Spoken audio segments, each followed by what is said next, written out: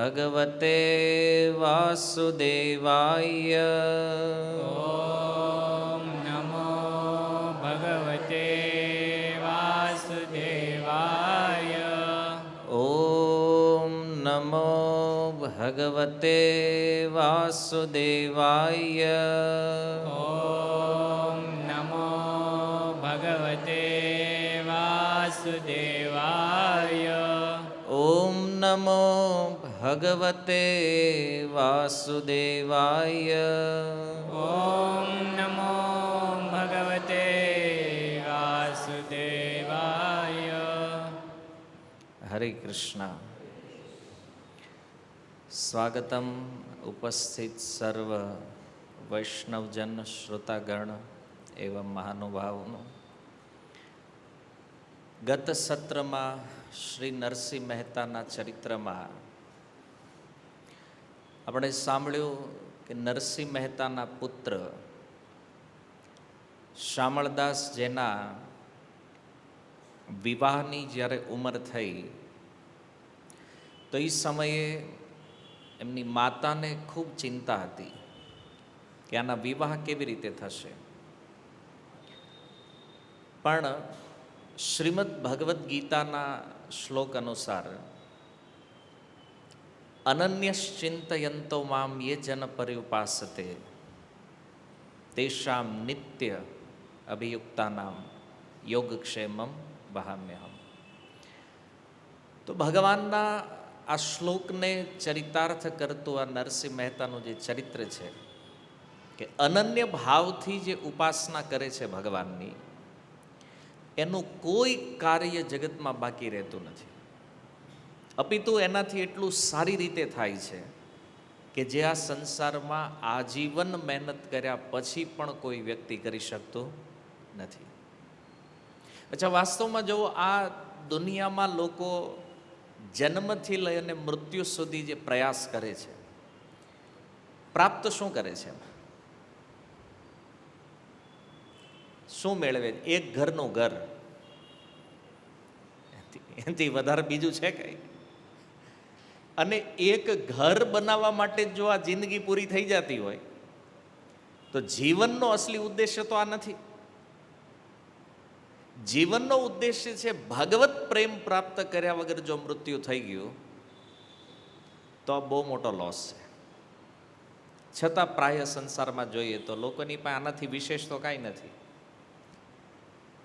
પણ નરસિંહ મહેતાનું આ ચરિત્ર આ શ્લોકને પૂર્ણ રીતે ચરિતાર્થ કરે છે કે અનન્ય ભાવથી ભજનનું પરિણામ શું છે. જો કોઈ ચિંતા નથી.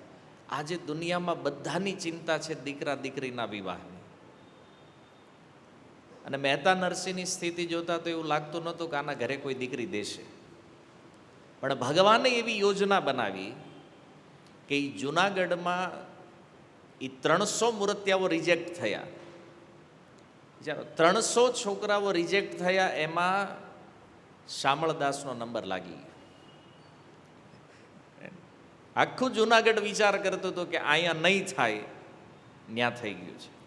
અને એને તો મજાકમાં મોકલ્યા હતા ને દીક્ષિતજીને, એ ઘરે એકવાર આંટો મારતા જાઓ, અપમાનનો બદલો લેવા માટે. સગપણ નક્કી થયું, દીક્ષિતજી રિટર્ન આવ્યા છે તો સારંગધરજી એક પત્ર પણ મોકલ્યો સાથે કે જે ઘરે સગપણ થયું છે એ ઠીક નથી.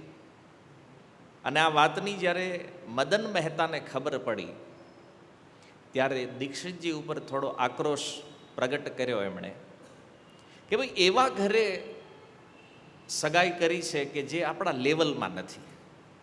અને વાત તો બરાબર છે, ક્યાં મદન મહેતા ને ક્યાં નરસિંહ મહેતા.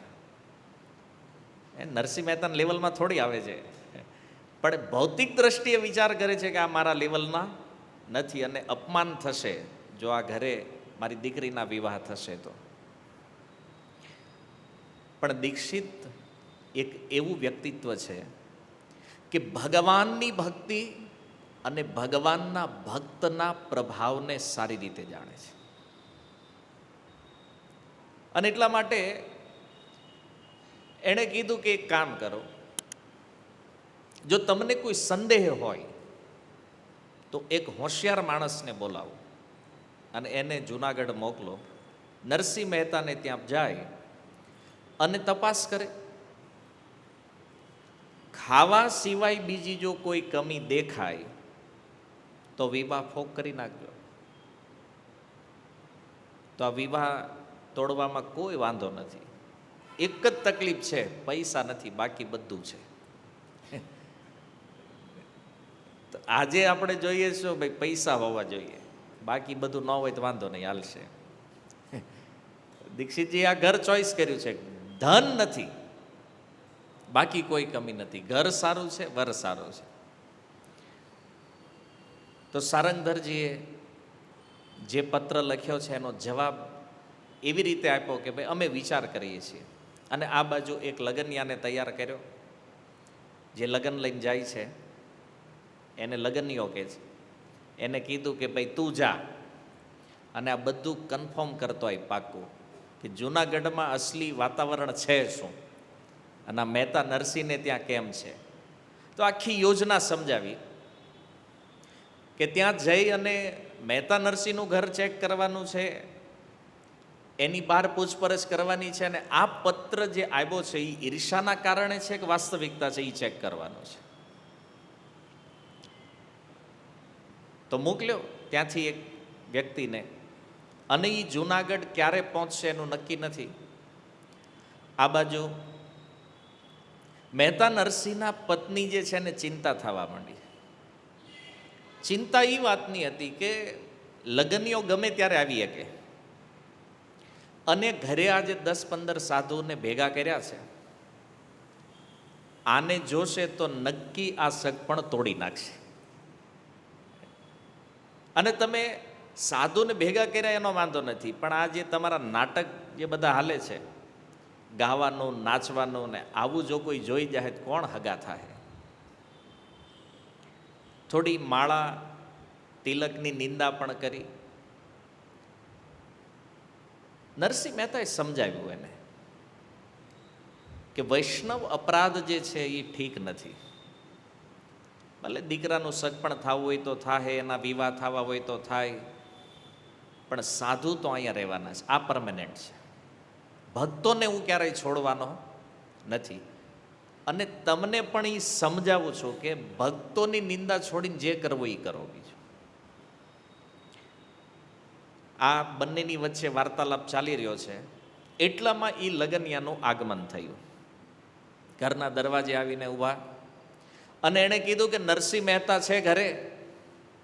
અવાજ સાંભળ્યો એટલે મહેતી આવ્યા બહાર, અને આવીને જોયું, ઓ આ તો લગનિયો છે. પાછા ફટાફટ આવ્યા અંદર. મહેતાને કીધું આ તમારું બંધ કરો નાટક જે ચાલુ કર્યું છે ને આ બધું, અત્યારે અવાજ ન આવવો જોઈએ થોડો. કહી દે ભાઈ પત્ની પત્ની છે, પછી સામાન્ય હોય કે ભગતની હોય, લગભગ હરખું જ હોય બધે. પણ એ કે હવે ખબર છે ને બહાર કોણ આવીને ઊભું છે ખબર છે? કોણ? લગનિયો આવ્યો છે તેની વાત. અને એ જ્યાં સુધી આવી છે ને ત્યાં સુધી કોઈ નાટક જોઈ નહીં કરે. મારે એકદમ વોર્નિંગ આપી દીધી મહેતા નરસિંહને. મહેતીએ કીધું એક કામ કરો, હું જાઉં છું બાજુમાં, કારણ કે લગનિયો આવ્યો છે તો લગ્ન વધાવવા પડે, તો 5 બૈરાવો જોઈએ કંઈ ગીત ગાવા માટે. હું બોલાવીને લાવું છું, ત્યાં હું આઈનાને ઊભા રહેજો શાંતિથી. તો મહેતી ગયા પડોશમાં. મહેતાજી આવ્યા દરવાજા પાસે. એને થયું બિચારો છેક વડનગરથી આવ્યો છે, થાક્યો હશે, આને કેટલી ઘડીએ ઊભો રાખું, કારણ કે આ ક્યારે બોલાવીને આવે, આ બધા માતાજીઓ ક્યારે આવે, આને ક્યાં સુધી ઊભો રાખું બિચારાને? અતિથિ છે, થાકેલો વ્યક્તિ છે. તો મહેતાને થયું કે હાલને હું જ લગ્ન વધાઈ લઉં, ક્યારે આવે ને આ બધું ક્યારે પારે પડે. તો ઠાકોરજી પાસે ચોખા હતા થોડાક 500 જેટલા, બધા ચોખાથી વધાવી લીધા. એને ઘરમાં તૂટેલો ફૂટેલો ખાટલો હતો, બેહાડ્યા, અને બંને વાતોમાં લાગ્યા. અને એ સમયે મહેતી પાડોશના 5 બૈરાવન લઈને આવ્યા. તો એટલે બૈરાઓએ જોયું લગનિયો ત્યાં અંદર બેઠો છે. કે તો એ કે આને તમારે વધાવવા હાટું અમને બોલાવીને લાવ્યા હતા, આ તો ઓલરેડી અંદર છે. તો પછી એ કે શું કરવું, વાનિયાર લગ્ન થયા ને ત્યારથી આમ જ હાલે છે, તો એ સીધું ઠેકાણે હાલતું નથી. એને હું કહીને આવી હતી ઘડીક શાંતિ રાખજો, પણ કાંઈ નહીં, હવે તમે અહીંયા આવી ગયા છો, ઘડીક ઊભા રહ્યો. મહેતાને કીધું, તમને કોણે કીધું આ કરવાનું? બોલે કે મને એમ થયું કે બિચારો હાલીને આવ્યો છે, ઠેક થાકીને આવ્યો હશે, અને તું કદાચ વધાવે તો 8-9 ચોખા નાખે તેની ઉપર. મેં તો શેર નાખી દીધા છે, હરખાઈને વધાવ્યો છે. પણ મહેતી કે અમારા બૈરાઓના કામમાં તમારે ટાંગ અડાવવાની શું જરૂર છે? શું કરવાનું એ અમને ખબર છે, કે તમે આમાં ગમે ત્યાં. પછી ઓલા બાઈઓને કીધું, હવે તમે જાઓ, કામ તો બધું પતી ગયું છે. એ 5 બૈરા પાછા ઘરે ગયા. અને આ બાજુ મહેતીએ જોયું, રસોડામાં સામાન તો બધો અવેલેબલ હતો. 2 વસ્તુ ઘટતી હતી, ઘી નહોતું ને ગોળ નહોતો. એ કે હવે લગ્નનો આવ્યો છે તો એને જમાડવો તો પડશે. તો એને થયું પાડોશમાંથી માગી લાવવું. પાડોશમાં ગયા ઘી ગોળ માગવા માટે. પાડોશીઓને કીધું કે ભાઈ ઘી ને ગોળ આપો, કોઈ સેવક સીધું આપશે ત્યારે પાછું રિટર્ન. એ પાછું નથી જોતું, તમે તો લઈ જાઓ. ક્યાં બહાર જાય છે, ભગવાનની ભક્તોની સેવામાં તો જાય છે, લેતા જાઓ, વાંધો નહીં. ઘી ગોળ લઈને આવ્યા, રસોઈ બનાવવા લાગ્યા. અને આ બાજુ રસોઈ બને એટલી વારમાં લગનિયાએ મહેતા નરસિંહને કીધું કે મારે ગામ જોવા જવું છે. તો મહેતા નરસિંહે કીધું કે બહુ સારું ગામ છે અમારે, અને ગામ જોવો, આટો મારો બહાર, તમ તાર વાંધો નહીં. મહેતા નરસિંહ મનમાં એમ કે આ જાય તો કીર્તન ચાલુ કરવું, ખોટો ટાઈમ વેસ્ટ કરે. જાય તે આવ્યો છે ત્યાં સુધી તો ભજન બંધ છે, એ કે આને ગામ જોવા મોકલી દઈ તો કામ થઈ જાય. તો એને કીધું બહુ સારું ગામ છે અમારું, જાઓ, બધાને મળો, આનંદ કરો. લગન્યો ગયો ગામ જોવા માટે. મહેતા નરસિંહ આ બાજુ સંતો જે બેઠા હતા ઘરે, એને કીધું હાલો આપણું કામ ચાલુ કરો. પાછું એણે કીર્તન શરૂ કર્યું. મહેતી આવ્યા રસોડામાંથી, તમને ના નથી પડી કે લગન્યો ક્યાં છે? એ તો ગયો ગામ જોવા. આવી પેલા બંધ કરી દેજો. કે વાંધો નહીં. ગયા પાડોશમાં, જ્યાંથી ઘી ગોળ માગીને લાવ્યા હતા ને એ જ પાડોશીના ઘરે ગયો. અને ત્યાં જઈને પૂછ્યું કે આ તમારા જે પડોશી છે મહેતા નરસિંહ, કેવું છે ઘર? ઓલે ઘર તો આખી નાતમાં સૌથી શ્રેષ્ઠ છે, બધામાં એમ કહીએ કે પૂજનીય વ્યક્તિ કોઈ છે તો આ નરસિંહ મહેતાનું ઘર છે. આની જેવો માણા આખી નાગર નાતમાં કોઈ નથી. કેમ? લગનિયાએ કીધું, મેં તો એવું સાંભળ્યું છે ને આને નાત બારે મૂક્યા છે. તમે કહો છો આખી નાતમાં સૌથી સારો વ્યક્તિ છે. બોલે નાત બાર મૂક્યા હતા, પણ હવે નથી. કેમ? એ કે એકવાર બન્યું એવું કે અમારા ગામમાં જે અંત્યજ છે, અતિ નિમ્ન વર્ગના જે લોકો છે, જેને લોકો અડતાય નથી, આવા વ્યક્તિઓને ત્યાં કીર્તન કરેલું, એણે ઉત્સવ કરેલો, અને ત્યારથી આ બધા નાગરોએ ભેગા મળીને આને નાત બહાર મૂકી દીધા છે. તો લગ્નિયાએ પૂછ્યું કે ભાઈ ન્યા કીર્તન કરવાની શું જરૂર હતી એને? ભલે એમાં એવું હતું કે બહારથી કોઈ એક અંત્યજ આવેલો, અને એ વૈષ્ણવ, બધા નિયમો પાલન કરે, સદાચારી, અને એના કહેવાથી મહેતા નરસિંહ ત્યાં ગયા. એની બાજુમાં કંઈક સ્થાન હતું, એને સ્વચ્છ કરાવ્યું, તુલસીના વન રોપાવી દીધા, અને ત્યાં સુંદર કીર્તન ઉત્સવ થયો. અને મહેતા નરસિંહના આ કૃત્યના કારણે આખી નાગરનાથ જે છે એ દુઃખી થઈ ગઈ. અને બધા લોકો દુઃખી થયા. એટલે થયું એવું કે બધાએ નક્કી કર્યું કે આણે આવા નિમ્ન વ્યક્તિઓને ત્યાં જઈને કીર્તન કર્યું છે, આને નાત બારે મૂકો, અને હાંજે નાતનું જમણવાર. તો એણે કીધું એક કામ કરો, આજથી જ આને નાતથી જુદો કરો. આખી નાતને આમંત્રણ મળ્યું, નરસિંહને ન મળ્યું.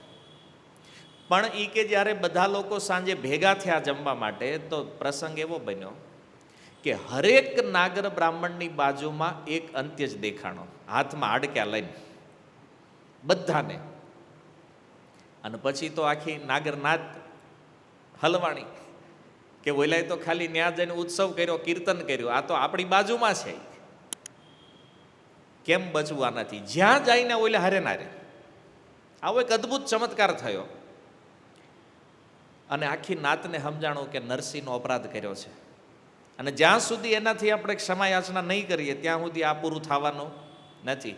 આખી નાત આવી મહેતા નરસિંહ પાસે ક્ષમા યાચના કરીને ત્યારે ઓલા અંત્ય જ દેખાતા બંધ થયા. અને આ એવો ચમત્કાર જે આખા જૂનાગઢે જોયો છે. અને પછી બધાએ નરસિંહને નાતમાં લઈ લીધા છે. એટલે અત્યારે એ નાત બહાર નથી. છે ભગત, ભલે આખું જૂનાગઢ એનાથી ઈર્ષા કરે છે, પણ એ કોઈ દી કોઈની આગી પાછી કરતા નથી. અને એને નાત આરે કાંઈ લેવા દેવાય નથી. આ તો નાત એની વાહે પડી છે, એને કોઈ મતલબ નથી નાતથી. એ તો ભગવાનના ભજનમાં મસ્ત રહે છે. એને ભગવાન સિવાય બીજો કોઈ વિચાર નથી. હા, ઘરમાં થોડીક તકલીફ છે, પૈસા નથી. તમારી હાટું જે રસોઈ બને છે ને એમાંય ઘી ગોળ અહીંથી ગયું છે, આટલી તકલીફ છે. બાકી ઘરે બધું ઓકે. અને આવા ઘરે જો વિવાહ થાય તો આમાં કાંઈ વાંધો ન હોવો જોઈએ. લગન્યાએ કીધું બહુ સારો અભિપ્રાય છે, સારું થયું આવું સત્ય મને જાણવા મળ્યું, નહીતર લોકો મને ભ્રમિત કરી દે. એને થયું કે ભાઈ આ તો આના પાડોશી છે, સગા છે, એટલે એનું સારું કહેતા હશે. બીજા પાડોશીને ત્યાં ગયા, એને પૂછ્યું તો એણે પણ આવો જ અભિપ્રાય આપ્યો. ત્રીજા પડોશીને મળ્યા, એણે પણ આવો જ અભિપ્રાય આપ્યો. અને જ્યારે બધાના અભિપ્રાય પોઝિટિવ મળ્યા એ વખતે આ લગનિયાના મનમાં થોડો વિચાર તો થયો કે નહીં, આ ભક્ત તો સાચો છે. આ જે પ્રમાણે લોકો કહી રહ્યા છે જૂનાગઢમાં કે આને ભગવાનમાં પ્રેમ તો છે. ઘણા ઠેકાણે ખાતરી કરી, પછી ગામ જોયું, પાછા ઘરે આવ્યા, મહેતા નરસિંહ સાથે પ્રસાદ લીધો અને પ્રસાદ લઈ એક રાત્રિ રોકાણ કર્યું. બીજા દિવસે સવારે વિદાય માગી કે હવે મારે જવું છે, તમે મને વિદાય આપો. તો બીજા દિવસે જ્યારે એ વિદાય લઈ રહ્યા છે તો મહેતા નરસિંહ અને એમના પત્ની એને વળાવવા માટે છેક પાદર સુધી આવ્યા. પાદર સુધી આવ્યા અને પેલો લગનિયો કે ઠીક છે, હવે મહારાજ વિદાય લ્યો, હું અહીંથી નીકળું. પણ નરસિંહ મહેતા કાંઈ સમજે નહીં. એ તો ઓલ્યો હાલે તો આય હાલે. અરે વિદાય લેવાનો અર્થ એ છે કે હવે મને દક્ષિણા આપો તો હું નીકળું, તમે તમારા ઘરે નીકળો. કારણ કે લગ્ન લઈને આવ્યા હોય તેને દક્ષિણા દેવી જોઈએ. મહેતા નરસિંહને કાંઈ વ્યવહાર ખબર નહીં બિચારા કે આને દક્ષિણા દેવાની હોય. આ એટલે મને વિનંતી કરે છે. દક્ષિણા ન આપી તો એના પત્ની છે એને થયું કે આજે તો ઇજ્જત કાઢશે હરખાઈને. કારણ કે હવે લગ્ન લઈને આવ્યો એને તમે દક્ષિણા ન આપો તો એ વેવાઈના ઘરે શું વેલ્યુ રહે આપણી. પછી મહેતાને હાથ પકડીને થોડાક શાનમાં સમજાવ્યા, આને દક્ષિણા દેવાની છે. તો મહેતા કે ક્યાંથી આપું? કેમ? તે ના પાડી કીર્તન નહીં કરવાનું એ કે, અને કીર્તન ન થાય ત્યાં સુધી આપણું કાંઈ આવે નહીં. આપણું જે કાંઈ હાલે તો કીર્તનથી હાલે છે એને. અને તે જ ના પડી શકે આ જ્યાં સુધી હોય ત્યાં સુધી કીર્તન કરવાના નહીં, તો ક્યાંથી આવશે દક્ષિણા? તો મહેતીને થયું કે હવે આની હારે અત્યારે માથાકૂટ કરાય નહીં મહેમાન સામે. એક કામ કરો, કીર્તનથી આવશે તો કે હા, જલ્દી જાઓ, કીર્તન કરો ને લઈને આવો કે ત્યાં સુધી હું આ લગ્નની હારે વહીવટ કરું છું. તો મહેતી ત્યાં ઊભા રહ્યા. મહેતા આવ્યા ઘરે. ઘરે આવી અને પગમાં ઘૂઘરા બાંધ્યા, હાથમાં કરતાલ, સાધુ સંતો ટીમ તો રેડી જ હતી એની ટાઈમ, કીર્તન જેવું. અને એવું કીર્તન મહેતાએ કર્યું, દોઢ માથોડા ઉપર કૂદકા મારીને માંડ્યા નાચવા. અને એવું અદ્ભુત કીર્તન જોયું, કીર્તન જોઈને લક્ષ્મીજીને હસવું આવી ગયા. લક્ષ્મીજી જોતા હતા એના કીર્તનને, અને લક્ષ્મીજી જેવા હસ્યા તો એના મુખમાંથી એક રત્ન નીકળ્યું અને એ રત્ન નરસિંહ મહેતાના આંગણામાં પડ્યું. આવી મહેતા નરસિંહ થયું ઠીક આ દક્ષિણા હશે, આવી ગઈ. હવે એને ખબર નહીં આ શું છે. હાથમાં લીધું કે આ કંઈક કાચનો ટુકડો લાગે, પણ એ કે ગમીને થયો કાંઈક તો છે. લઈને પાછા ભાગતા ભાગતા આવ્યા અને આવીને ઓલા લગનિયાને આવ્યો, હાથમાં મૂક્યો, આ તમારી દક્ષિણા. એ કે સારું થયું તમે વયા ન ગયા, દક્ષિણા દેવાની હતી તમને. તો દક્ષિણા હાથમાં મૂકી અને મહેતીને થયું કે સારું કાંઈક તો લાવ્યા, ભલે કીર્તન કર્યું પણ કાંઈક આવ્યું. હાથમાં મૂક્યું. આવું બેમાંથી એકને ખબર નથી પડતી. નથી મહેતા નરસિંહને ખબર આ શું છે, નથી ઓલા લગનિયાને ખબર. લગનિયો વિચાર માંડ્યો કે આ કાચની લખોટી લઈને આવ્યો છે, આવો કાચનો ટુકડો આપ્યો છે, કાંઈ નહીં કાંઈક તો આપ્યું એ કે જે હોય એ, ભલે કાચનો ટુકડો તો ટુકડો, પણ મદન મહેતાથી ડબલ દક્ષિણા લેશું વડનગર જઈને. આપણે એવું હોય ને, અહીંયાથી જે આપ્યું હોય એનાથી સામે જાય ત્યારે ડબલ દેવાની હોય ને બ્રાહ્મણને, તો એ કે ત્યાંથી ડબલ લઈ લેવું કે અહીં ન મળી તો વાંધો નહીં. આવું વિચાર કરી લગનિયાએ કીધું કે મહેતા તો હવે વિદાય લઈ. મહેતા નરસિંહ કે જાઓ. પાછા બે પતિ પત્ની આવ્યા ઘરે. હવે આ બાજુ લગનિયો જ્યારે વડનગર પહોંચ્યો તો વડનગર આવી મદન મહેતાએ પૂછ્યું કેવું છે ઘર?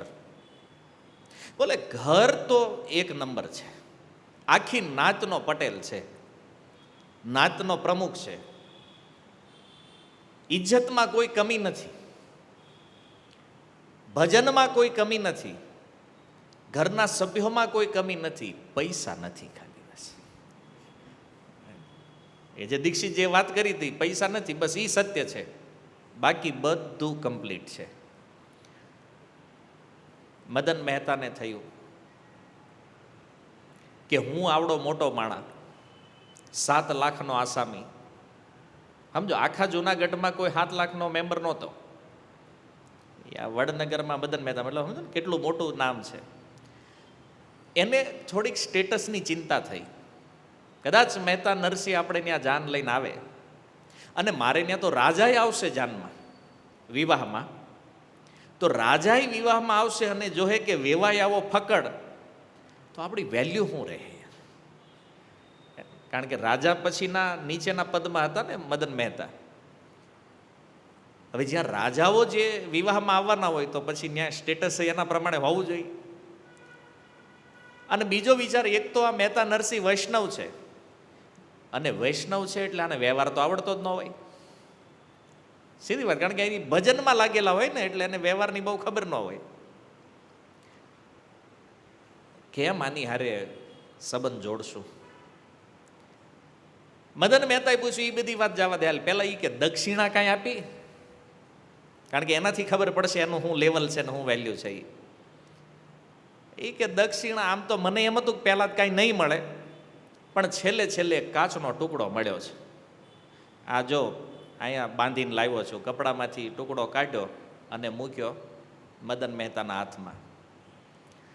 દીક્ષિતજીએ કીધું કે કાચનો ટુકડો મળ્યો છે તોય ઘણું મળ્યું છે, પણ જેવો એ ટુકડો હાથમાં લીધો, હવે મદન મહેતા તો હીરાના વેપારી છે ભાઈ, રત્નો એના હાથમાંથી હજારો આવી નામ વયા ગયા છે, તો હાથમાં આવે એ ભેગી ખબર પડી જાય શું છે. એ ટુકડો હાથમાં લીધો, એને થયું આ કોઈ બહુમૂલ્ય રત્ન છે. ઓલા લગનિયાને કીધું તું એકદમ ચૂપ, તને ખબર નથી એણે તને શું આપ્યું છે. એ બેય શાંતિથી ઉભા રહ્યો આઈના અને કીધું 4 ઝવેરીને બોલાવો, જે હીરાના જાણકાર હોય. 4 ઝવેરીને બોલાવ્યા અને એ 4 ઝવેરીઓ આવ્યા, આવીને રત્ન એને આપ્યું. ઓલા 4 ચેક કર્યું, એ રત્ન ચેક કર્યું. મદન મહેતાએ પૂછ્યું કિંમત કેટલી છે આની? બોલે 14,000 રૂપિયાનું આ રત્ન છે, વેચવું હોય તો અત્યારે રોકડા 14,000 આપી દઈએ. હવે મદન મહેતા મૂંઝાણા. અત્યાર સુધી તો મનમાં વિચાર હતો કે લગ્ન નથી કરવા, પણ એણે ઓલા દીક્ષિતજી ત્યાં જ ઊભા હતા, એને કીધું અત્યાર સુધી મારા મનમાં વિચારતો હતો કે ભાઈ નરસિંહ મહેતાનું આપણું સ્ટેટસ મેચ થાય એમ નથી એટલે વિવાહ કરવાના નથી, હવે કન્ફર્મ છે કે નથી કરવાના. એટલે દીક્ષિતજી કે આને શું થયું કે 14,000 દક્ષિણા આપી છે. 14,000 એટલે સમજો છો અત્યારના 14 કરોડથી પણ વધી જાય. આ જે તે સમય 14,000નું આ રત્ન છે. દીક્ષિતજી કે હવે શું વાંધો છે, આટલી મોટી દક્ષિણા મળી, એણે 14 આપી, મારે આને 28 દેવી પડશે. તો હવે આને પાછું આપણને લાગતું મહેતા નરસિંહ કંગાલ છે, હવે લાગે કે હું કંગાલ છું, ઈ ધનવાન છે મારથી. આખો રૂટ ચેન્જ, આખી વાત જ ફરી ગઈ. મારે એ કે આને 28 દેવા પડશે, કારણ કે ડબલ દેવાની છે એમ, મારે આ લગ્ન રાખવાના થતા નથી, આ તોડો એ કે કેમ, કારણ કે હજી તો આ શરૂઆત થઈ છે.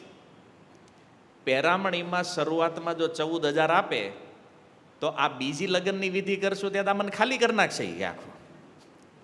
અને આટલી પેરામણી કોણ આપે? 14,000. શરૂઆત એ જમાનામાં 1 રૂપિયો ને વધીને સારું ઘર હોય તો 2 રૂપિયા, આ રિવાજ હતો. અને એ રિવાજમાં 14,000 દક્ષિણા મળી છે. વિચાર, મદન મહેતાનો બિચારાને વિચારમાં નથી કે આમાં તો બધું વયું જાય લગ્નમાં જ આપણું.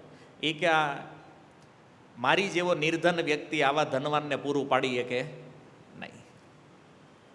આખો સીન બદલાઈ ગયો. મદન મહેતા 7 લાખમાં પોતાને માનતા હતા કે હું બહુ મોટો ધની વ્યક્તિ છું એમ. આ ખાલી એક દક્ષિણામાં તો એ કહેવા માંડ્યા કે હું નિર્ધન છું ને મહેતા નરસિંહ જેવા ધનવાન વ્યક્તિને હું પૂરું પાડી શકું નહીં. લગનીઓ કે આમના વિચાર કરશે તો સારું આપણી દક્ષિણા વહી જાય. એ કે તમે ચિંતા નહીં કરો, શોક કરવાનું રહેવા દો. કેમ? મહેતા નરસિંહ એવા વ્યક્તિ છે, હું જોઈને આવ્યો છું ને, આવો વેવાય ગોત્યો જડે એમ નથી. આખા વિશ્વમાં કદાચ ગોતશો આવું ઘર નહીં મળે. ચિંતા છોડો અને સાંભળો હું કવિ. પત્ર જેણે લખ્યો છે ને, આ ખરેખર બધા ઈર્ષાળુ લોકો છે. હું એકને જઈને મળીને આવ્યો છું કે એના દીકરાનું સગપણ નથી થયું ને એટલે આ મહેતાની ઈર્ષા કરે છે. અને તમારી પાસે આ બધી વાતો કરી છે. હકીકત એ છે કે જૂનાગઢમાં મહેતા નરસિંહ જેવો કોઈ માણા નથી. આની જેવો કોઈ વેવાય તમારે યોગ્ય છે નહીં. પણ મદન મહેતા કે મારી પાસે 7 લાખ છે અને એ વાપરી નાખું તોય મારી આબરૂ રહે એવું લાગતું નથી. આજે છે એ બધું આપી દઉં તો આમાંથી ઇજ્જત બચવાની નથી. પણ દીક્ષિતજીએ કીધું આ લગનીઓ નથી ઓળખતો, હું ઓળખું છું મહેતા નરસિંહની. 7 લાખની વાત કરો, તમારા 7,000 નહીં ખર્ચાઈ કે લગ્ન. અને મારી જવાબદારી છે, લગ્ન ઓકે કરો તમે. તો દીક્ષિતજીએ મદન મહેતાને આશ્વાસન આપ્યું કે 7,000 પણ નહીં ખર્ચો થવા દઉં. અને ત્યારે એ માન્યા કે ઠીક છે તમે કહો છો, પણ જોજો મરવાનો વારો ન આવે ભાઈ. હા, કારણ કે હું જો એનું સન્માન બરાબર નહીં કરી શકું ત્યારે દીક્ષિતજી કહે છે કે સંસારી પણ એ ભગત જેને જાણે બધું જગત, ઘરમાં નહીં ખાવા કાંઈ જેને વશ ત્રિભુવન રાય. એ કહે છે એ છે સંસારી માણા પણ ભગવાનનો ભક્ત છે અને આખું વિશ્વ જાણે છે ભક્તની શું સ્થિતિ છે. ઘરમાં ભલે કાંઈ ખાવા નથી પણ એના વશમાં ભગવાન છે. ભગવાનને વશ કરી લીધા છે એણે. જગજીવન આવે જાને જેને ખોટ નહીં ખજાને, માટે મન ચિંતા છોડો જૂઠીનો વિવાહ માંડો. કે છે તમને ખબર છે આ જે જાન આવવાની એની વિશેષતા શું છે? બોલે એ જાનમાં ભગવાન આવવાના છે. વિચાર. અને ભગવાનને કોઈ ખોટ છે અને તમારી આબરૂ જાહે તો મહેતાની જાહે ને. તો મહેતાની આબરૂ સાચવવા તો ભગવાન આવવાના છે. તમે શું કામ ચિંતા કરો છો? એને ક્યાં ખોટ છે? લક્ષ્મી હારે હશે સાક્ષાત. એને ચિંતા છોડો, વિવાહની તૈયારી કરો. દીક્ષિતજીએ જ્યારે સમજાવ્યા, બહુ સમજાવ્યા, ત્યારે મદન મહેતાનું મન તો હજી માનતું જ નથી. અને આ બે તો એટલે સમર્થનમાં છે કારણ કે બે ચમત્કાર જોઈને આવ્યા જુનાગઢ. એને મદન મહેતાને જેમ છે આ બઢાવી ચડાવીને ગમે એમ ફિટ કરાવવા માગે છે, પણ આમાં હું ફિટ થઈ જાય. એક દક્ષિણાથી મહેતા નરસિંહની આખી વેલ્યુ ચેન્જ કરી નાખી ભગવાને. આજ હમણાં સુધી એને ગરીબ માનતા હતા, હમણાં સુધી માનતા હતા અન્ય હું કામ વિવાહ થયા. હવે એના મનમાં એમ છે કે અહીંયા હું કામ મારે કરવા જોઈએ. વિવાહને થોડા દિવસ બાકી રહ્યા. નરસિંહ મહેતાને થયું કે કંકોત્રી વહેંચવી જોઈ. ભલે વૈષ્ણવ છે પણ વ્યવહાર તો જાણે છે. અને વૈષ્ણવ જે વ્યવહાર જાણે છે ને એ વ્યવહાર આ જગતમાં કોઈ નથી જાણતો. એટલે મદન મહેતાના મનમાં એવો ભાવ હતો કે વૈષ્ણવ છે એટલે વ્યવહાર નહીં કરીએ કે. તો મહેતા નરસિંહે વિચાર્યું પહેલી કંકોત્રી ક્યાં આપી. તો સીધી વાત છે, એમાં કોઈને પૂછવાનું જ ન હોય, એને તો ભગવાનને જ દેવાની હોય પહેલી. એ કે હાલો દ્વારકા જાઓ, કંકોત્રી આપતો આવું. તો કંકોત્રી આપવા માટે એક સુંદર કંકોત્રી તૈયાર કરી સાથે લઈ અને મહેતા નરસિંહ ઘરેથી નીકળ્યા. પણ જો જૂનાગઢની રચના એવી છે કે ગમે એણ પાસે નીકળો ચોરો તો આવે. અને પ્રાય ગામડાની એવી રચના હોય, તમે જુઓ ને તો તમારા ઘરે જ તમે નીકળો, તમારે ક્યાંય જવું હોય, પાદર બાજુ નીકળવું હોય તો ચોરો તો વચ્ચે આવે. અને ચોરે અમુક માણસોની હાજરી હોય જ. આ ચોરો એક અદ્ભુત સ્થાન છે ગામડાની એક રચનાનો એક આ સુંદર વિભાગ છે. તો નરસિંહ મહેતા જેવા ચોરે નીકળ્યા એટલે લોકોએ પૂછ્યું કે નરસિંહ કઈ બાજુ? બોલે દ્વારકા જવું છે. કેમ? બોલે શામળિયાનો વિવાહ નક્કી થઈ ગયો ને, કંકોત્રી આપવા જાઉં છું ભગવાનને. તો એ ન્યા જે બેઠા હતા એ લોકોએ મજાક કરી, કંકોત્રી હું કામ આપી છે? અરે બોલે વિવાહ હવે નજીક છે. અરે વિવાહ નજીક નથી, તારો અંતય નજીક છે. તારું એ બધું પતવાનું છે. કેમ? તારા દીકરાના વિવાહ થવાના નથી. હું કામ ખોટે ખોટી આ માથાકૂટ કરે જ બધી. મહેતા નરસિંહે કીધું કેમ નથી થવાના? બોલે સગાઈ તો થઈ ગઈ છે, હવે સગાઈ થઈ ગઈ તો વિવાહ તો થશે.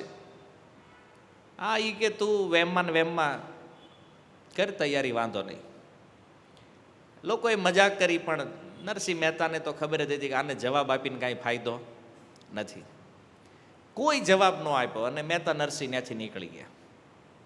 નીકળ્યા એ જૂનાગઢની બહાર જેવા આવ્યા, જેવી રીતે ભગવાન કૃષ્ણને લેવા મથુરાથી અક્રૂરજી નીકળ્યા અને એના મનમાં એક મનોરથ હતા. ભાગવતમાં સુખદેવજીએ વર્ણન કર્યું છે. એમ મહેતા નરસિંહના મનમાં એ મનોરથ જાગ્યા. દ્વારકા નીકળ્યા છે ને, દ્વારકા જઈને શું કરશું? બોલે પહેલાં તો ગોમતીમાં સ્નાન કરશું. ગોમતીમાં સ્નાન કરશું અને સુંદર વેશ ધારણ કરશું. મંદિરે મંદિરે ભગવાનના દર્શન કરશું અને દ્વારકાની બજારોમાં કીર્તન કરશું.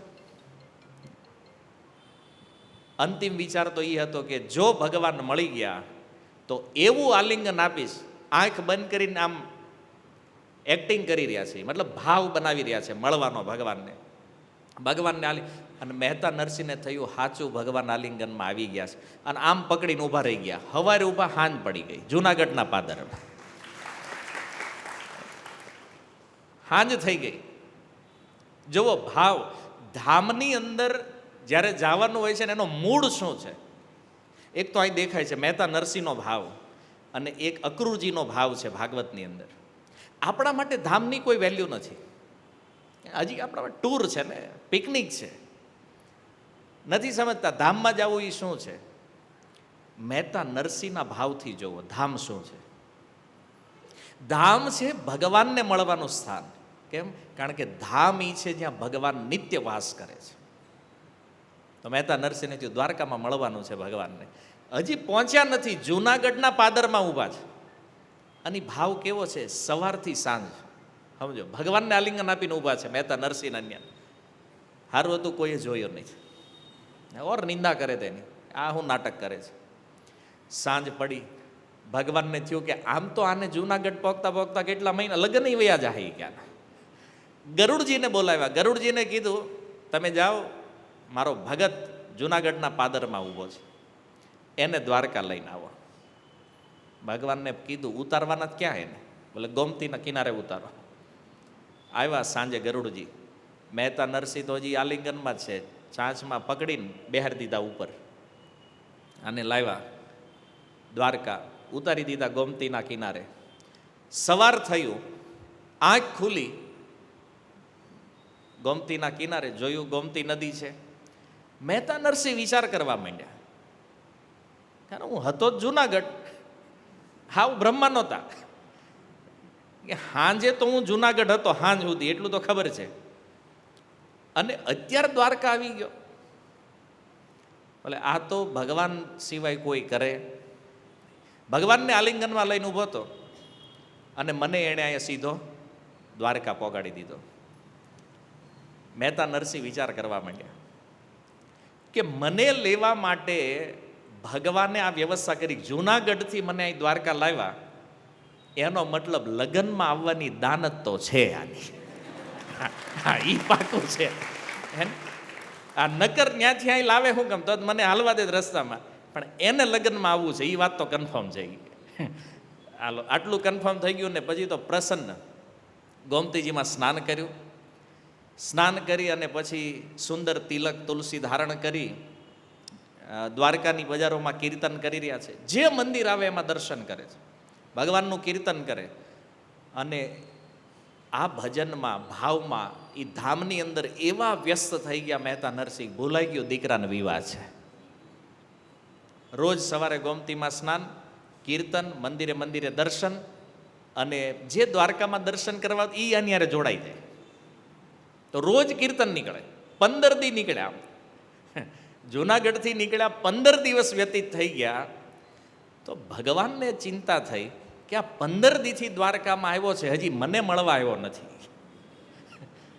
15 દીથી અહીં આટા મારે છે દ્વારકામાં, મને મળ્યો નથી હજી. તો ભગવાને એના જે પૂજારીઓ હતા પંડા, એને કીધું એક કામ કરો, સિંહાસન બહાર લઈ લો. એ કારણ કે મંદિરની અંદર છું એટલે લગભગ નહીં આવતો હોય નજીક. ભગવાને કીધું સિંહાસન બહાર લ્યો, હવે બહાર બેહારો મને. જો છે ને, અક્ષય તૃતીયાના ઉપલક્ષમાં વૃંદાવન જાવ તો બધા ઠાકોર બહાર હોય અલ્ટરનેટ. તો દ્વારકામાં ભગવાન અહીં આવ્યા બહાર સિંહાસન ઉપર, કે અહીંથી કીર્તન કરતો કરતો નીકળે ને ત્યારે વાત છે ભગવાન, હાથ પકડવો છે આને. જુઓ, હકીકત ધામની અંદર શીલ પ્રભુપાદ કહે છે કે ધામની અંદર જવાનો અર્થ છે ભગવત કથા, ભગવાન નામ સંકીર્તન. અને આ બે વસ્તુ જ્યારે ધામમાં કોઈ કરે છે ને ત્યારે ભગવાન એને ગોતે છે, એને ભગવાન પાસે જવાની જરૂર નથી. આપણી ટેકનિક જ ઊંધી છે. યાત્રામાં ક્યારેક ગયા હોય, કથા નહીં, અહીં દર્શન કરીએ, ઓલા પણ જે ભાગે છે. અસલી ધામ દર્શન આ છે, જ્યાં ભક્તની ચાહના નથી ભગવાનને મળવાની, ભગવાનની ચાહના છે ભક્તને મળવાની. 15 દિવસનું આ ભજન તપસ્યા પાકી, ભગવાન આવ્યા બહાર. અને આ 15મા દિવસે કીર્તનમાં 500 જણા છે. અરે આ નરસિંહ મહેતા આગળ વાહે 500નું ટોળું છે આખું. કીર્તન કરતા કરતા આવ્યા ત્યાં. હવે એ કીર્તનમાં એ તો એટલા મસ્ત હતા, ભગવાન બોલા, એ નરસિંહ અહીંયા આણ પાય અહીંયા. કોઈ ભગવાન એને બોલો, એ બે વાત કરે છે. બે સિવાય ત્રીજા કોઈ ભગવાનને જોઈ શકતા નથી. બસ મહેતા નરસિંહ દેખાય જાય ભગવાન, ભગવાનને ખબર છે આ મહેતા નરસિંહ. ભગવાન બોલો અહીંયા. નરસિંહ મહેતા હાથ જોડીને, આવ્યો પ્રભુ, બોલો કૃપાનાથ, શું બોલાવ્યો મને? તું દ્વારકા ક્યારે આવ્યો છે? નરસિંહ મહેતા કે લગભગ આજ તો 15 દી થયા. તો ભગવાન કે મને તો આજ દેખાણો તું.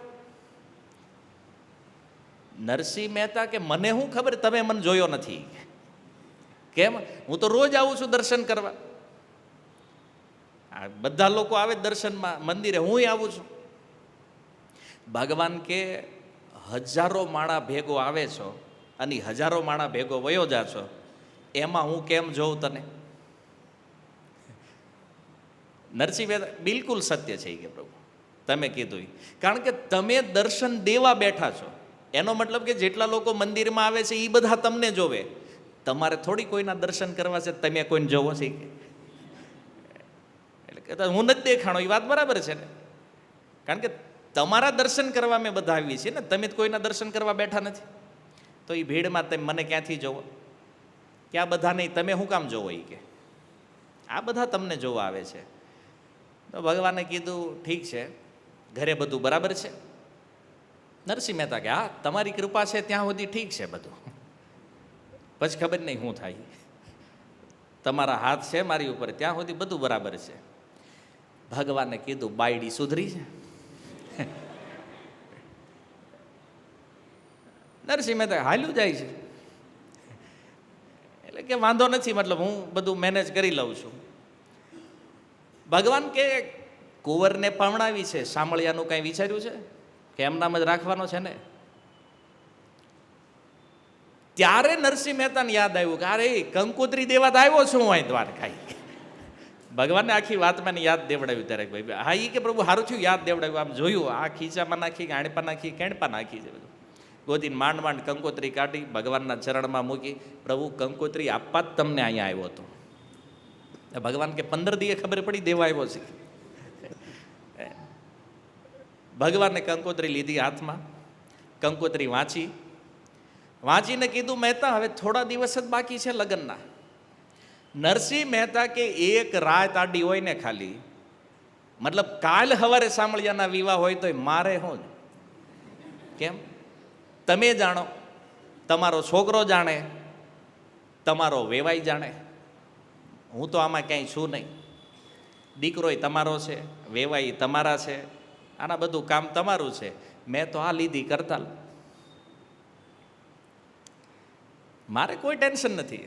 અને આ છે અનન્ય ચિંતયંતોમાં, કે જે વાસ્તવમાં ભગવાનને શરણાગત છે એને ચિંતા થોડી છે. એની ચિંતા કોણ કરે? ભગવાન કરે છે. અને મહેતા નરસિંહે તો ભગવાનની સામે જ કીર્તન ચાલુ કર્યું હે ને. રાધે રાધે ગોકુળમાં ગોવિંદ રાધે, રાધે રાધે રાધે, રાધે રાધે ગોકુળમાં ગોવિંદ રાધે, રાધે રાધે ગોકુળમાં ગોવિંદ રાધે, હે રાધે રાધે ગોકુળમાં ગોવિંદ રાધે, રાધે રાધે ગોકુળમાં ગોવિંદ રાધે. ભગવાન ઊભું રાખ તું કીર્તન બંધ કરી ઘડી ગઈ કે પેલા હું કવિ સાંભળ, તું જ્યાં હોય ને કીર્તન ચાલુ કરી દે. ભગવાન કે તું જૂનાગઢ જા, બધી તૈયારી કર, આ લગ્ન ટાઈમ નથી હવે. નરસિંહ મહેતા કે એ બધી વાત આવી દો, તમે ક્યારે આવવાના શીખ્યો? ભગવાન કે હું પછી આવીશ. નરસિંહ મહેતા કે તમારું ડગલું આગળ અને મારું ડગલું પાછળ, તમારે પહેલા. ભગવાન કે એમ ન થાય, તું કે એમ ન હાલે બધું. નરસિંહ મહેતા કે તો આપણે ક્યાં લગ્ન કરવા, તો આ મજા આવે દ્વારકામાં કે મને મારે ક્યાં જવું છે. ભગવાન કે આ ભગત માથાનો મળ્યો છે. ભાઈ ભગવાન વિચાર કહો, ભક્ત તારે માથાકૂટ કરવાની કાંઈ મતલબ નથી. ભક્ત અને ભગવાન જો મગજમારી કરે, જીતે કોણ? ભક્ત. ભગવાન જાણે છે, પહેલા અનુભવ થઈ ગયા છે ને નહીં તે ભગત હારે. એ કે એક કામ કર, ઉદ્ધવને અક્રૂરને મોકલું છું તારી હારે, અને 10 ઘોડે સવાર જે વસ્તુ જોતી હોય એ આ બે તૈયાર કરશે, તારે કીર્તન જ કરવાનું છે. આને સોંપી દેજે એટલે આ બધું તૈયારી કરી દે. અને વરઘોડો જ્યારે ગામ બહાર નીકળે, ભગવાન કે ત્યારે બોલાવજે, હું ત્યારે આવીશ, ત્યાંથી અમે જોઈન કરશું જાન સીધી. ભગવાને ઓકે કહી દીધું. ભગવાને કીધું મહેતા સાંભળ, એક બીજી વસ્તુ લે, આ કસબી કોરનું કેસરી પિતાંબર આપું છું, પહેરી લે. અને ભગવાને પોતાનો મુકુટ આપ્યો છે મહેતા નરસિંહ, સોનાનો મુકુટ, રત્નજડિત અને મોરપીચ મુકુટ ભગવાને પહેરાવ્યો મહેતા નરસિંહને. આ મુકુટ તારો છે, આ મારા તરફથી ગિફ્ટ છે, દીકરાના વિવાહ છે ને, આ મારી પહેરામણી છે. પિતાંબર આપ્યું, મુકુટ આપ્યો, અને મોતીની માળા જે ભગવાને પહેરી હતી, માળા મહેતા નરસિંહને પહેરાવી. મહેતાને ગમ્યું નહીં, ભગવાને બધું આપ્યું. પણ હવે મહેતાને થયું કે બાની સામે બોલાય નહીં, ભાઈ રાજા છે, આ દ્વારકાધીશ છે ને, આપી રહ્યા. પહેલાં તો ના પાડી પ્રભુ નહીં, પણ હવે ભાઈ પ્રસાદી છે ભગવાનની, તો ભગવાનનો પ્રસાદ માની અને સ્વીકાર કર્યો. રથમાં આગળ અક્રૂરજી, પાછળ ઉદ્ધવજી અને વચ્ચે મહેતા નરસિંહ. રથમાં 10 ઘોડે સવાર, એક રાજાની સવારી જેમ નીકળે એ પ્રમાણે સવારી રવાના થઈ દ્વારકાથી. અને થોડા દિવસની યાત્રા કરી દ્વારિકાથી આવ્યા જૂનાગઢ. હવે જુઓ, દૂરથી જ્યારે જુનાગઢમાં પ્રવેશ કરી રહ્યા હતા એટલે ઓલા ચોરે જે બેઠા હતા એને થયું કે કોઈ રાજાની સવારી આવતી હોય એવું લાગે છે, કોઈ રાજા આવતા હોય એવું લાગે છે. તો ન્યાય એક વ્યક્તિ હતો, એનું નામ હતું વિરંચી પ્રસાદ. આ વિરંચી પ્રસાદે કીધું, એ સારંગધર, જોવો જોવો કોઈ મોટા વ્યક્તિની સવારી આવી રહી છે આપણા જુનાગઢમાં, કોઈ દરબાર આવતો હોય એવું લાગે છે. અને આટલી વાત કરી એમાં ઓલા લોકો નજીક આવ્યા તો ઘોડા આગળ હતા. તો એને પૂછ્યું, ઘોડે સવાર જે હતા એને, કે આ રથમાં કોણ બેઠું છે? તો ઓલા ઘોડે સવાર બિચારા એને ખબર નહીં કોણ બેઠું છે અંદર. એ તો દ્વારકાના હતા ને, એને થોડી ખબર હોય આ કોણ છે. તેણે કંઈ જવાબ આપ્યો નહીં. તો ઓલા આમ થોડુંક રથ બાજુ નજર કરીને અંદર જોયું, તાકે ઓ આ તો ટીલવો છે એ કે આપણો હોય છે ને. ભક્ત માટે આવા શબ્દો લોકો પ્રયોગ કરે છે. નરસિંહ મહેતાને આ કહેતા. તો એ વિરંચી પ્રસાદ કે એટલે આને લોકો રથમાં બેહારે છે એ કે ખરો જાદુગર છે હો એ કે, ગમે એને બાટલીમાં ઉતારે એ કે. કારણ કે આને તો શું હોય કે ભાઈ કોઈક મોટો માણા આણે પકડ્યો લાગે છે, આટલા ઘોડા ને આ રથ, ઘરે જ ખાવાનું કાંઈ છે ને, આને આવી સુવિધા આપી છે કોઈએ, મતલબ મોટો માણા ફસાયો છે. અને એ મહેતા નરસિંહનો વેશ જોયો, ગળામાં એ મોતીની માળા, મોર મુકુટ, પીતાંબર, આટલી મોંઘી વસ્તુ આની પાસે ક્યાંથી આવી? કીધું કંઈક મોટો માણા ફસાયો છે કે હું ભાઈ? પણ મહેતા નરસિંહે કોઈ ઉત્તર ન આપ્યો, કારણ કે એને ખબર હતી કે આની યારે માથાકૂટ કરવાનો કોઈ મતલબ નથી. જગતને ને ભગતને એમ થયું પહેલેથી બનતું જ નથી. તો મહેતા નરસિંહ તો કોઈ રિએક્શન આપતા નહીં. તો એણે બોલવા દીધા એને. એટલી નિંદા કરી આ લોકોએ, અને આવડા ઊભા રહીને સાંભળે છે. તો ઉદ્ધવજીએ રથમાં કીધું મહેતા નરસિંહને, મહેતા, આબરૂ તો બહુ સારી દેખાય છે ગામમાં. મહેતા કે તમે જ્ઞાની થઈને આવી કેમ વાત કરો છો? જ્યાં મારે આબરૂની જરૂર છે ત્યાં છે મારી, અને આની પાસે હોય કે ન હોય શું ફેર પડે છે? વાત સમજ્યા? એણે કીધું મારી આબરૂ ક્યાં હોવી જોઈએ? ભલે દ્વારકાધીશ આગળ છે ને, અને ત્યાં હોવી જોઈએ. ભગવાન આગળ ભક્તની ઇજ્જત હોવી જોઈએ. અને આ સંસારમાં કદાચ કોઈ ઇજ્જત કરે કે ન કરે, શું ફરક પડે છે? નથી ભાઈ. એને એટલો અદ્ભુત જવાબ આપ્યો મહેતા નરસિંહે. એ ઉદ્ધવજી, તમે તો બૃહસ્પતિ પાસે ભણ્યા છો, આટલા જ્ઞાની છો, તો યાર નથી સમજતા આટલી વાત, કે ભક્તોએ કોઈએ આવી બધી પ્રપંચ વાતોનો ક્યારેય આન્સર આપવો જોઈએ નહીં. આ મૂર્ખ વ્યક્તિઓનું કામ છે. હવે એને ખબર નથી, આ કર્યા કરશે. ઉદ્ધવજી કે હું સમજુ છું, પણ મારો પ્રશ્ન એ છે કે તમારી જેવા ભક્તનો તિરસ્કાર કરતા આ લોકોની જીભ કેમ ઉપડે છે? ઉદ્ધવજીને થયું આમના આઈના હમણાં બધાને, પણ આજ્ઞા નથી ભગવાનની. નગર ભક્તની નિંદા ઉદ્ધવજી કેવી રીતે સહન કરે? મહેતા નરસિંહ કહે છે કે આ છે કહેવાય એ ખબર છે તમને? પુણ્યને માર્ગ પગલું ન માંડે, પાપના પોટલા રળતા રહે. આને કોઈ દી હારા કામમાં તો ડગલું માંડવાનું નથી. રોજ આ ચોરે બેહીને એક જ ધંધો કરે, પાપ ભેગું કરે છે, આ બધાની નિંદા કરીને. આ રીતે ઉદ્ધવજીને સમજાવ્યા મહેતા નરસિંહ કે આ બોલે એને હું બોલવા દઉં છું, મારું આમાં ધ્યાન નથી. કેમ? મારું ધ્યાન કૃષ્ણમાં છે, અને આમાં જો ધ્યાન આપું તો કૃષ્ણમાંથી ધ્યાન હટી જાય. અચ્છા, આ સંસારમાં કોઈ આપણી નિંદા કરે છે, એ શું કામ કરે છે ખબર છે? નિંદા એટલે કરે છે કે તમારી નિંદા કરે અને તમે એને જવાબ આપો, તમારા મનમાં એ વાત લઈ લો, એટલે તમારું ભજન ત્યાંથી બ્રેક થઈ ગયું. ભગવાનમાંથી મતી હટીને ક્યાં લાગી ગઈ? જે નિંદક વ્યક્તિ છે એમાં. પણ મહેતા નરસિંહ અતિ સુંદર શિક્ષા આપી રહ્યા છે કે આપણી કોઈ વ્યક્તિ ગમે એવી ચર્ચા કરે, જો પોતાને વૈષ્ણવ માનીએ છીએ તો એનો ક્યારેય જવાબ આપવો જોઈએ નહીં. પણ ઓલું આપણી અંદર એ કાંઈક ઈગો હોય ને, એટલે નહીં એકવાર એને દેખાડી દો, એની હિંમત કેમ થઈ મારા વિશે આમ બોલવાની? પણ નથી દેખાડી દેવું, એ આપણો ટાઈમ વેસ્ટ છે. અને એ કદાચ બોલે તો એની થઈ શું જાય? ભગવાન જ્યારે કૃપા કરે છે ને, ત્યારે આવી નિંદા ભક્તનું કાંઈ બગાડીએ કે નહીં. ઉદ્ધવજીના મનનું સમાધાન કરી આખી સવારી આવી ઘરે. આટલા બધા માણા ઘરે જોયા ને મહેતી ભડક્યા. એ કે તમે કંકોત્રી આપવા ગયા હતા કે આ બધાના લાઈને આવવાના હતા? આટલાના ઘરમાં છે કાંઈ? હજી ઓલા લગનિયાને માંડ વળાવ્યો છે કે આને બધાને ભેગા કર્યા તમે. ક્યાંથી જમાડશું આને? મહેતા નરસિંહ કે ચૂપ થઈ જા, શાંતિ રાખ કડી. પેલા જ બારે ઊભા હતા, મહેતાએ કીધું. મહેતી થોડાક અકળાઈ ગયા. એ કે તમને કાંઈ ખબર પડે? ગમે ત્યાં જઈને ગમે એને ઇન્વિટેશન આપીને આવી જાવ, આ ઘરે કાંઈ છે? આને ક્યાં રાખશું? આ બધાને ક્યાં હુવડાવશું? ક્યાં જમાડશું આને? અને દીકરાના લગ્ન નજીક છે. મહેતાએ કીધું શાંતિ રાખ, પણ શાંત રહી મહેતી નહીં. મહેતાએ થોડી બુદ્ધિ વાપરી કે ભાઈ આની નસ શું છે. એણે કીધું ચૂપ થઈ જા, આ આપણા વેવાઈના વેવાઈ છે. તો વેવાઈનું નામ જેવું આવ્યું તો મહેતી સાયલન્ટ કે વેવાઈ સામે ઇમ્પ્રેશન ખરાબ ન થવી જોઈએ, કે આ વેવાઈના વેવાઈ છે આપણા, અહીંયા કોઈ પ્રકારનો ડખો નહીં.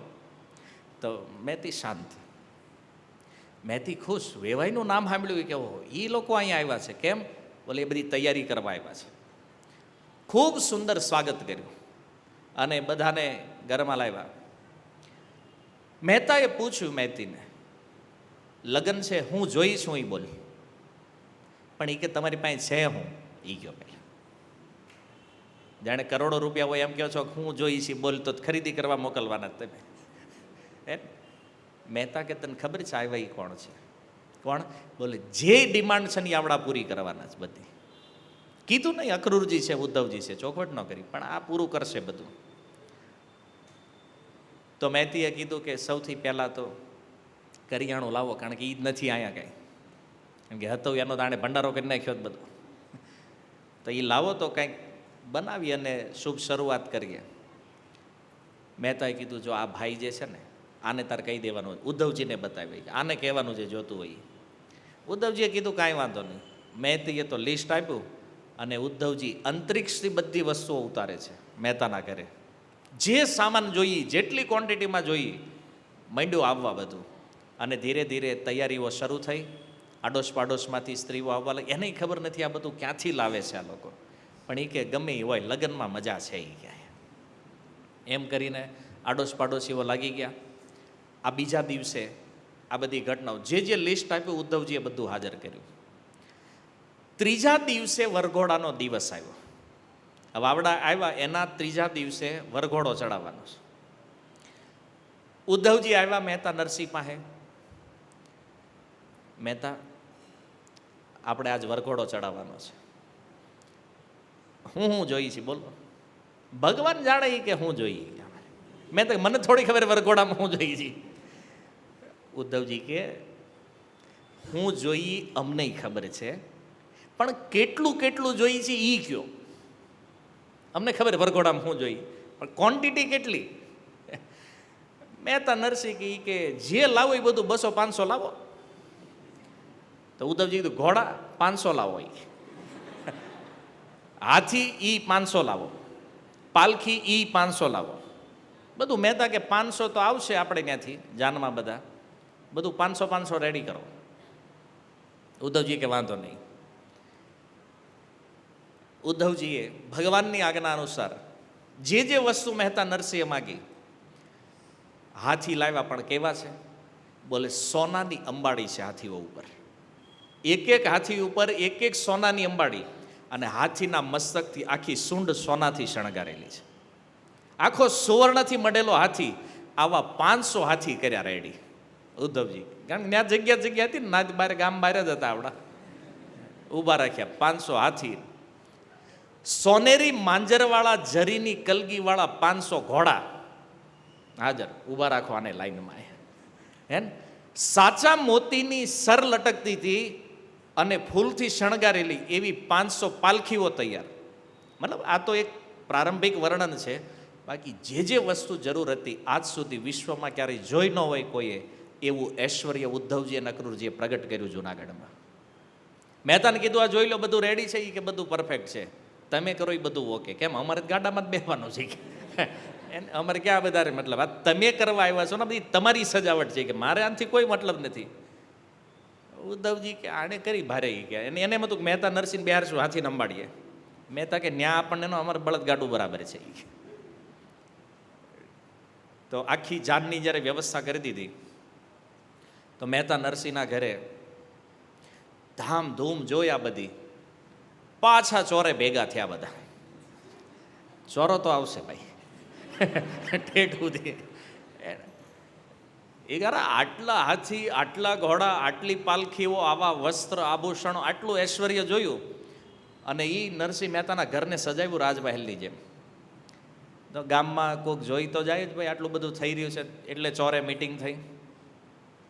મીટિંગ થઈ તો એક નાગરે કીધું ઈ કે આપણે તો જાણતા હતા કે આ નાટક કરે છે, વેશ ભજવે, પણ આણે તો ઠેઠ સુધી વેશ ભજવો છે.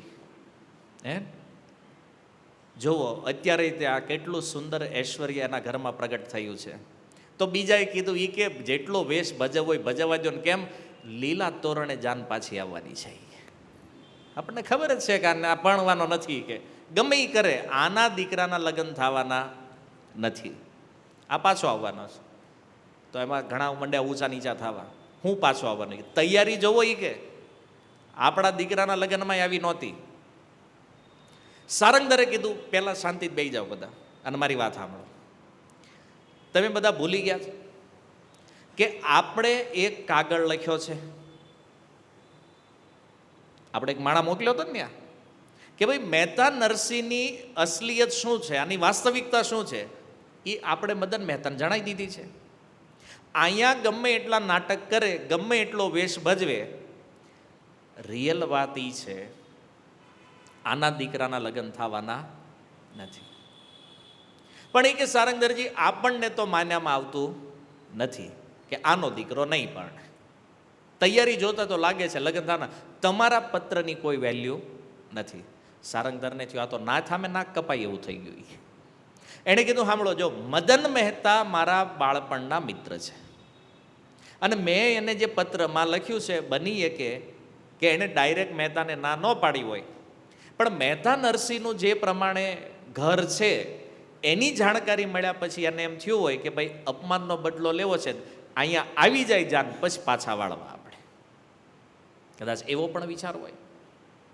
એટલા માટે તમે બધા અધીરા ન થાવ, મારો કાગળ વિફળ જવાનો નથી. સારંગધરને એકદમ વિશ્વાસ હતો દ્રઢ કે આ વિફળ નહીં જાય. તો નાથ ભાઈઓએ કીધું હાલો માની લીધું કે ભાઈ તમારો કાગળ વિફળ નથી જવાનો, તમે જે કીધું છે એ પણ બધું ઓકે છે. પણ તૃષ્ણા પ્રસાદ નામનો એક વ્યક્તિ, એણે કીધું સારંગધરજી મારો એક પ્રશ્ન છે, એનો દીકરો પરણે કે ન પરણે, પણ આપણને નાથ ભાઈઓ તરીકે આમંત્રણ આપે તો આપણે શું કરવાનું, જવાનું કે નહીં જવાનું, એ ગયો પહેલા. અને લગ્નમાં સૌથી મોટી અડચણ આ હગાની આ જ હોય, જ્યારે બરાબર જાન ઉપડવાની હોય ત્યારે જ પગ ઠેરાવે. એમાં ફૂવા પહેલા હોય, આને તો આખી નાત જ વિરોધી છે બિચારાને. તો સારંગધરે એક નિર્ણય પાસ કર્યો, એ કે શામળિયાનો વરઘોડો ચોરેથી નીકળે તો આપણે બધાને અવળા મોઢે ઊભું રહેવાનું, મતલબ એને વરઘોડો નહીં જોવાનો, આપણે ઊંધું ફરીને ઊભા રહી જવાનું, બરાબર. અને જો કોઈએ વરઘોડાને જોયો અથવા ચોરેથી કોઈ નીચે ઉતર્યો તો એને નાત બારે મૂકવામાં આવશે. હે કરો એકડો, એકડો સમજો છો ને, મતલબ લખાણ, ઠરાવ પાસ થયો અને 700 નાગર એણે નક્કી કર્યું કે ભાઈ શામળિયાના વરઘોડામાં કોઈએ જવાનું નથી. આ નક્કી થયું, કાગળ 700 સાઈન થઈ. પણ એ ઘરના જે વડીલો હતા અને જે બાળકો હતા એ તો અહીં ચોરે હતા ને, એટલે એણે સાઈન નહોતી કરી. 15 થી 20 વર્ષના 200 યુવાન, એની સાઈન નહોતી એમાં. તે એને થયું કે આ નરસિંહ કાકાના ઘરે કાંઈક હાલે છે, કે હાલો ને આપણે આટો મારવી ત્યાં શું છે. આવ્યા એ 200 મહેતા નરસિંહ ત્યાં, મહેતાના ઘરે આવ્યા, આવીને પૂછ્યું કાકા આ પાલખી કોની હાટું બનાવી છે? બોલે એટલે તમને ખબર નથી, આપણે શામળિયાના વિવાહ કરવા જવાનું, વરઘોડાની છે. તો કે આમાં કોણ બેહવાનું છે? બોલે જે બેહે નહીં. મહેતા તો મહેતા છે ભાઈ, એ કે આમાં કઈ રિઝર્વેશન નથી કોઈનું, જે બેહે એ પાલખી એની, જે વાહનમાં બેહો એમાં બેહી જાવ કે. તો ઓલા છોકરા કે કાકા અમારે આવું જ જાનમાં આવી ગયા. તો મહેતા નરસિંહ કે ના કોણે પાડી, આવું આ આપણે જાહેર આમંત્રણ છે. બધાને જેને આવું જે વાહન મળે એમાં બેસી જાઓ બધા. ઓલા છોકરા કે બેહી તો જાવી, પણ અમારા બાપે એકડા બાળ્યા છે કે હે આ ચોરે ભેગા થયા જ બધા. શું કર્યું છે એ કે ઠરાવ પાસ કર્યો છે કે ભાઈ સામળિયાના વિવાહમાં નાતમાંથી કોઈને જવાનું નહીં. મહેતા નરસિંહને ખબર પડી, આ ઠરાવની વાત કરી છોકરાઓએ. મહેતા નરસિંહ કે જેણે એકડા કર્યા એ ધોઈને પી જાય. એ કે તમે બધા બગડાવાળા હાલો જાનમાં. એ કે એકડાવાળા ભલા ના રે. તો ઓલા કે કાકા જાનમાં તો આવવું છે, પણ પ્રોબ્લેમ મોટો એ છે કે ચાવી એના હાથમાં છે. કેમ? ચાવીને શું જરૂર છે? બોલે કપડાને ઘરેણાને તાળા એણે માર્યા છે કે આવા કપડે આવવું જાનમાં અમારે? ચાવી લઈને બેઠા, બાકી આવવાની તો બહુ ઈચ્છા છે અમને. મહેતા કે પાકું આવવું છે? એ કે ઘરેણાને કપડાં મળે ને તો બાપને પૂછવા ન જાય. કે પાકું. એ કે મહેતાએ કીધું ઉદ્ધવજી અહીંયા આવો. આ 200 ને જે માગે એ ઘરેણાને જેવા કે એવા કપડાં આપો. એ કે ઓલાને શું વાર હતી, ઉતાર્યા આવડાને કીધા લ્યો પહેરો. થયા રેડી. એ કે અમારે ઘોડે બેહવું છે. 200 ને કે ઘોડો આપ્યો. ઘોડે બેહર્યા અને એમાંથી જે પહેલો તૈયાર થયો એનું નામ હતું તામસરાય. છોકરો ઘોડે રેડી થઈને ઘોડો લઈને સીધો ચોરે આવ્યો. પાછો ચોરે આવ્યો અને સારંગધરે જોયો રેડી થઈને ઘોડે બેઠો. હકીકત લખ્યું છે કહું છું. એને કીધું હેઠી નો ઉતરી કે તું અહીંથી ઘોડેથી. આટલો બધો તૈયાર થઈને તારે ક્યાં જવું છે ઘોડે? એ કે ભાઈ હું ઉતરવાનો નથી, મારે જવાનું સામળસાન જાનમાં. એ જાનમાં જવું છે. જાનમાં ગયો ને તો નાત બાર થઈ જાય. ખબર છે ને તને ઠરાવ થયો છે? એ કે હવે નાત બાર મૂકો, ગામ બાર મૂકો, જાનમાં તો જવાનું થાય છે. એ કે કેમ? જાનમાં જાશું અને મજા કરશું. એ કે ભાઈ તમે અહીં બળો. એ કે બેઠા બેઠા બધા અમારે જાનમાં જવું છે. તો એ લોકો કે પણ એકલો નાત બાર થાય? એકલો નથી, આવા 200 છવી. કે અને હજી તો એ વાત પૂરી ન થાય, ઓલા બધા ઘોડા આવ્યા ત્યાં. એ જોઈ લો 200 છવી કે આવા. અને વારાફરતી 200 હાજર થયા. તો ઓલાએ ધમકી આપી સારંગધરે, બધાને નાત બાર મૂકશું જો વરઘોડામાં ગયા છો તો. ઓલા કે આવી નાતમાં રહેવું નથી. કે કેમ? અમે 200 અમારું તળ જુદું કરશું. એ કે અમારો વ્યવહાર જુદો હાલશે. એ કે બાકી વરઘોડામાં જવાનું થાય છે. એ કે હે પણ એ કે આટલો બધો શું ઢઢો છે વરઘોડામાં જવાનો તમને? એ કે અમે તો જો આ ઘોડો જો આ સોનાથી શણગારેલો છે, આવા સારા વસ્ત્રો છે, કોઈ દી તમે લઈ દીધા? એ કે આવા આ ઘરેણા કોઈ દી આપ્યા જ આવા? આ દિવ્ય આભૂષણ, દિવ્ય વસ્ત્ર, દિવ્ય ઘોડા. અને એ ઠેઠ વડનગર જાહું, રસ્તામાં કેટલા ગામ આવશે, કેટલા નગરો આવશે, બધું જોતા જાહું. અને દૂધપાક, ખીર, માલપુવા ને એ મસ્ત આનંદ લેશું ખાવા પીવાનો. આમ મજા અમારે જવા દેવાની થતી નથી. તમારે જે કરવો એ કરો. એ કે અને તમે શું કરશો આયા? એ કે અમારા ઘોડા અહીંથી નીકળશે, સામળિયાનો વરઘોડો નીકળશે ને એની જે ધૂળ ઉડે ને ધૂળ ખાજો. એ કે બધા ભેગા થઈને હે તમે અમે આનંદ લેવું, તમારા ભાગમાં ધૂળ જ છે. એ કે તમારે આ ખાવાનું છે. તો એક બુદ્ધિશાળી માણા હતો, એણે કીધું, મોહનરાય એનું નામ હતું. એણે સારંગધરને કીધું, સારંગધર આ 200 તો જવાના છે, આ તો માનવાલ નથી. એ કંઈ 200 નાત બાર મૂકશો? તો સારંગધર કે હારું 200 ને નાત બાર મૂકશું, નાતમાં વધશે શું પછી? હે ને? તો એ કે 200 ને તો નાત બાર કરાય નહીં, તો હવે કરવું શું? એ કે તો એ કે એક કામ કરો, હાલો ને આપણે વરઘોડામાં ભૈયા જઈએ. હવે મન બદલ્યું પાછું. એ કે પણ વરઘોડામાં જઈએ, હવે પ્રોબ્લેમ એ છે કે આ ઠરાવનું શું કરશું? એ કે આમાં 700 સાઈન કરી છે કે આપણે ઠરાવ તો થઈ ગયો છે. એ કે હાથે થાપવું ને હાથે ઉથાપવું. એ કે આપણે જ બનાવ્યો છે ને ઠરાવ, સહિત આપણી છે, ફાડી નાખો કાગળ. એ કે ઠરાવ ફોક. અને કાગળ ફાડ્યો અને બધાએ નક્કી કર્યું કે આપણે જાનમાં જઈએ. કારણ કે 200 છોકરા આપણે આ નાચ બાર કરી ન એકવી, અને છોકરા જાહે તો આપણે શું વાંધો છે? આપણે જવું જોઈએ. અમુક તો મનમાં બહુ ખુશ છે કે હા સારું થયું ફાટી ગયો કાગળ. અને ઓલા ઘોડા જોઈ ગયેલા ને કે આવા ઘોડા ઉપર તો કોઈ દી રાજાએ નથી બેહર્યા આપણને. અને મહેતાનને આવી છે તો કમસે કમ આનંદ તો લઈ. તો બધા લોકો તૈયારી કરી રહ્યા છે જવાની. આને થયું કહું મહેતા નરસિંહ ઘરે જવું કેમ? કારણ કે આજ સુધી તો એની નિંદા કરી છે, એને ગાળો આપી છે, કયા મોઢે જાવું એના ઘરે. પણ જો કે આને નાક કાન તો હોય નહીં આવડાને કંઈ. તોય આવ્યા પાછા બધા. આવીને મહેતા નરસિંહ હારે ઓળખાણ મંડ્યા કાઢવા. ઓળખો ઓલા ફઈના દીકરાનો ભાઈના દીકરાનો આને તેને બધું ક્યાંનું ક્યાં હગ પણ કાઢ્યું ભાઈ એણે. મહેતા હરામ એકઈને ઓળખતા હોય તો. પણ મહેતાએ કીધું કાંઈ નહીં, આવો આવો બધા હગા છે, બોલો કામ શું છે? બોલે અમારે વરઘોડામાં આવવાનું છે. આવી જાઓ, વાહન તમારે હાટું જ રેડી છે. તો ઉદ્ધવજી કે તેમ 500 કીધા તો આવડા 700 છે. મહેતા કે વધારો, જેટલું માણા આવતું જાય એટલું વાહન વધારો. કારણ કે હાલીને તો લઈને જાઓ, વડનગર જવાનો ટ્રેન, વાહન બધાને આપવાનું છે. તો જેને હાથી જોઈએ એને હાથી આપો, ઘોડા જોઈએ એને ઘોડા આપો, સ્ત્રીઓ જે આવવાની હોય તેને પાલખી આપો. તો ઓલાને ઘરે ખબર પડી. હવે બાળકો આવી ગયા, એના બાપા આવી ગયા, એના બાપા જે ગઢા હતા ઘરે, તો એ કે જાનમાં આપણે જવું છે, આપણે ક્યાં ઠરાવમાં સહી કરી છે. એ તૈયાર થયા. અને ભાઈઓ તો વાટે જ હતી કે એકવાર આવડા એમ કે ને હાલો, એને તો રેડી જ હતું જવાનું. આખી નાત મહેતા નરસિંહ ઘરે ભેગી થઈ. અને મહેતાએ કહી દીધું આવડાને એવો શ્રૃંગાર કરાવો, જે માગે એવા આભૂષણ, માગે એવા વસ્ત્ર. બોલો ઘરનો 1 રૂપિયાનો ખર્ચો જ નહીં કોઈને. કોઈ કરી શકે કે જે લોકો મેરેજમાં આવવાના છે એનો A to Z ખર્ચો એ આપવાના છે. 700 નાગર બ્રાહ્મણોના ઘરને જે જરૂર હતી વસ્ત્રની, અન્નની, આભૂષણની, સવારીની, બધું મહેતા નરસિંહ ઉદ્ધવજી અને અક્રૂરજીની કૃપાથી પ્રદાન કરી દીધું આખી નાતને.